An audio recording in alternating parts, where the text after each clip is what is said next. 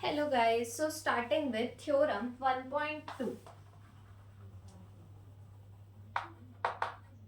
देखो इसको ना मैं लॉजिक से समझाऊंगी rather than your book language. Okay, so pay attention here. Logic गलत नहीं है, टीचर कट मार्क्स कट नहीं कर सकते if you just write that in English. Okay, बस but you have to write in English. Okay, so the point is that what the theorem is saying, okay, let me read. P be a prime number. Let P be a prime number. Don't pay attention to my handwriting. If P divide A square, then P divide A. If P divide A square, then P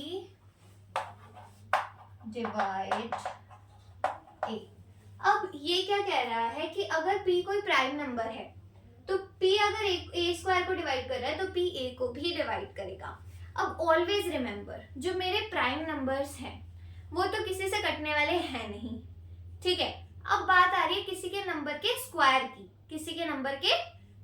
की, तो उसका number का square मुझे definitely पूरा यकीन है कि किसी भी नंबर का स्क्वायर प्राइम तो नहीं है.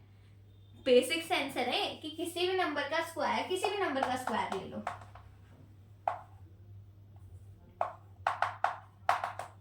यार ये दो are you able to say this is the product of two prime number. And what is the product of two prime number?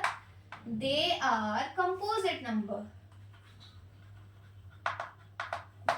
मैंने बताया था ना कि अगर दो प्राइम नंबर का मैं प्रोडक्ट कर दूं तो वो क्या हो जाते हैं? Composite number. तो किसी का भी स्क्वायर क्या है? कॉम्पोजिट नंबर है. तो अगर मैं किसी भी कॉम्पोजिट नंबर को ले रही हूं, मतलब ए स्क्वायर मेरा कैसा है? कॉम्पोजिट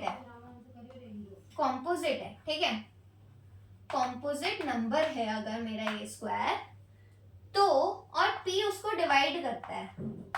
पी डिवाइड्स ए.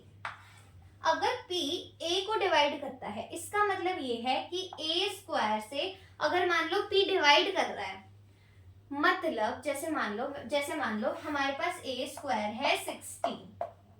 मतलब किसका स्क्वायर 16 होता है? 4 का होता है ना. ठीक है, स्क्वायर तो याद होना ही चाहिए. A है 4 तो A स्क्वायर हो गया 16. अब 16 मान लो 16 किससे, कौन से प्राइम नंबर से डिवाइड हो जाता है? 2 से हो जाता है. बहुत सिंपल.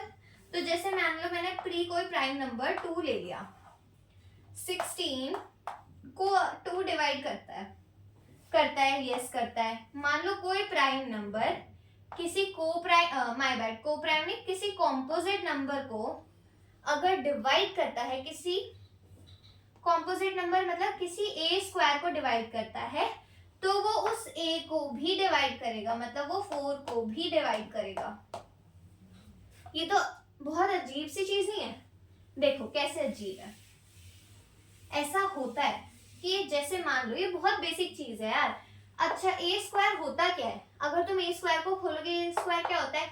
ए इंटू ए. यही तो होता है ए स्क्वायर. ठीक है, अगर मैं 16 को खोलूं तो वो क्या है? वो है 4 इंटू 4. अब मैंने क्या किया था कि मैंने ए स्क्वायर को डिवाइड किया था 2 से, मतलब प्राइम नंबर से.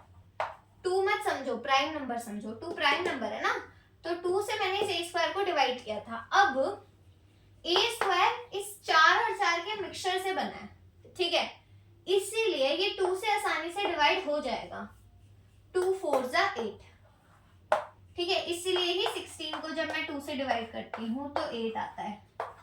इसीलिए तो आता है 2 4 जा 8, इसलिए तो आता है 4 इंटू 4 है. इसको 16 को मैं 16 बाय 2 को मैं ऐसे लिख सकती हूँ, 4 इंटू 4 बाय 2 बिल्कुल लिख सकती हूँ. तो ये 2 इस 4 को काट सकता है, तो 2 4 जा 8 है ना. समझ आ रहा है? कहने का मतलब ये है कि अगर ये 2 इस 16 को काट रहा है तो ये 2 इस 4 को भी तो काटेगा ही काटेगा, क्योंकि इन दोनों के प्रोडक्ट से ही ये बन रहा है. तो एक हिस्से को तो वो काटेगा ही ना, तो वो ए को काटेगा ही काटेगा. मतलब कि अगर कोई पी किसी ए स्क्वायर को डिवाइड कर रहा है तो वो पी उस ए को भी डिवाइड करेगा ही करेगा. हर केस ले लो.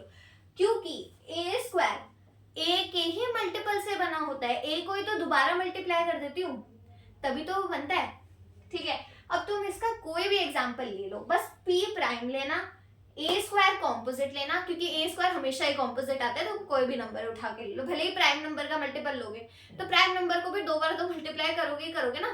4 के केस में जब तुम लोग लेते हो तो 2 इंटू 2 लेते हो, ठीक है, तो 4 तो है ही कॉम्पोजिट।